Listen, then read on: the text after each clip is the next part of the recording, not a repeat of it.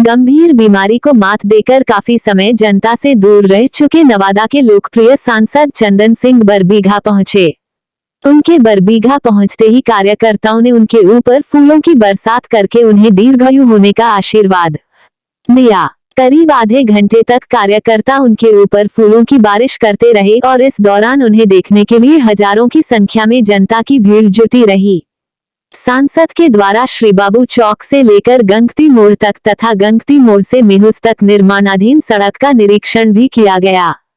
तदुपरांत उन्होंने क्षेत्र के प्रसिद्ध शिव मंदिर बाबा पंचबदन स्थान में अपने दीर्घायु जीवन के लिए पूजा अर्चना भी किया। इसके बाद वे कुटौत गांव पहुंचे, जहां उनका ग्रामीणों के द्वारा भव्य स्वागत किया।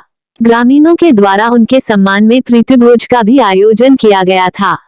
वहां जनता को संबोधित करते हुए उन्होंने कहा कि सभी लोगों के प्यार और आशीर्वाद की वजह से वो मौत के मुंह से वापस लौट कर आए हैं। उन्होंने कहा कि क्षेत्र के विकास के लिए किए गए हर एक वादा उन्हें याद है और इसे पूरा करने के लिए यथासंभव प्रयास करते रहेंगे। सांसद के संबोधन के समय सभी लोगों की आंखें भी नम हो गई। इसके बाद वे जिलाधिकारी से मिले व क्षेत्र की समस्याओं को उनके समक्ष रखकर जल्द से जल्द निराकरण करने का आग्रह किया। अंत में वापस बरबीघा लौटकर माहुर ग्राम निवासी पवन सिंह के यहाँ प्रेस कॉन्फ्रेंस भी किया। सुनिए क्या कहा उन्होंने। सर, आज बहुत दिनों के बाद आप बरबीघा का दौरा कर रहे हैं। पहले तो आपको नए जीवन के लिए ढेर सारी शुभकामनाएं बरबीघा वासियों की तरफ से है। आगे बरबीघा के विकास के लिए सर आपकी क्या रणनीति होगी? जी, आपको बहुत बहुत धन्यवाद। और जहाँ तक बरबीघा के विकास की बात है, आप पीछे भी देखे होंगे बरबीघा बाजार इतना अच्छा था, आप ही जो छापे थे। तो पहले तो अब आप जो बताइए रोज कैसा है, उसके बाद मेहुस रोड था, उसके बारे में भी आप जो बताइए कैसा है। न्यूज़ रोड के बाद जो था वो बताएं, अब अच्छा बारे में भी बताइए आप।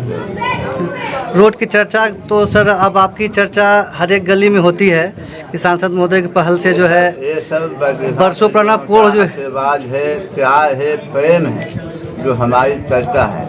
मैं नेता बनते नहीं, एक बेटा बनकर काम करता हूँ बरबीघा में, अब आगे भी करता हुआ आप देखें। बिजली भी रूम होता है तो हम तो नेता समझते हैं, फोन नहीं करते हैं, अरे चंदन जी बिजली बंद रूम हो गया है ना। तो यहाँ की जो भी समस्या है, चाहे वो छोटा समस्या हो या समस्या बड़ा हो, उस सब समस्या का निदान करना मेरा कर्तव्य है।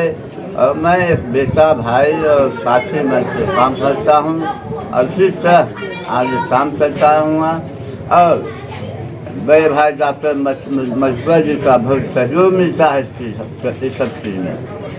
और भी है पवन शाह है, डॉक्टर हामिद सब जो हैं, जैसे इनका एक जो है बड़े स्तर पर कहाँ ट्रांसफार्मर लगेगा, कहाँ रोड है, कहाँ बिजली है, हर चीज़ में भाग सहयोग लेते हैं।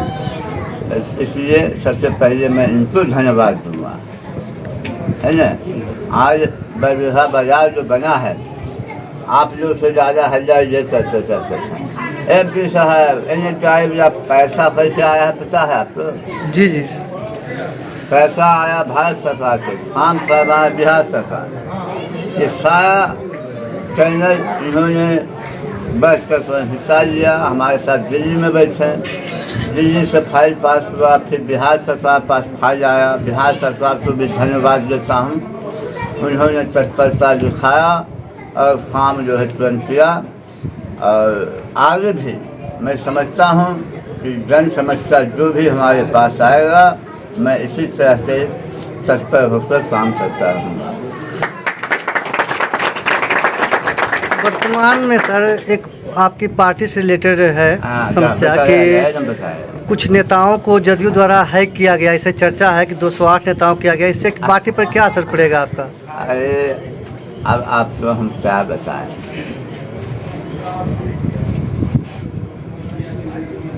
कोई प्रभाव नहीं पड़ता है ना। पहला नंबर तो जानिए कि जदयू में जितने नेता हैं,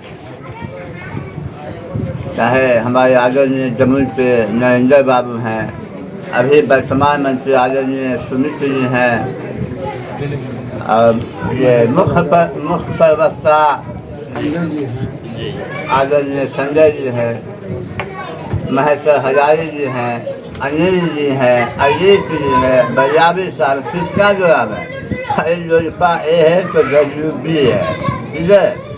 तो अभी जो गए हैं उन्हीं से बारे में बोले हैं, तो अभी जो गए हैं ना वो वार्ड कमिश्नर भी नहीं है, ठीक है। 3-4 लोग गए हैं, वैसे लोगों को हमारे पहले से ही पार्टी निष्कासित कर चुके थे, अब फिर निष्कासित किया तो हल्ला किया, इससे कोई प्रभाव पड़ने वाला नहीं हमारी पार्टी। आगे आपकी पार्टी की रणनीति क्या होगी? क्या राजद के साथ जाना चाहेगी या फिर भाजपा के साथ रहना पसंद करेगी? मेरी पार्टी राजद के साथ जाना मतलब समुद्र में होता मारना, वो तो सवाल ही नहीं है।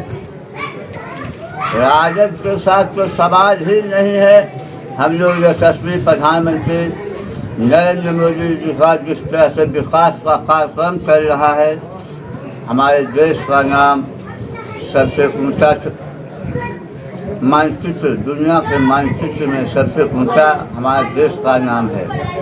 आज हम गर्व से कह सकते हैं कि हम हिंदुस्तानी हैं। आप देखे होंगे कई मामले ऐसे हैं, 370 धारा कश्मीर में जो अंग्रेज दबाने से लगा कि अभी भी हमारा जो है देश आज़ाद नहीं हुआ, उसको भी आज़ाद करवा दिए।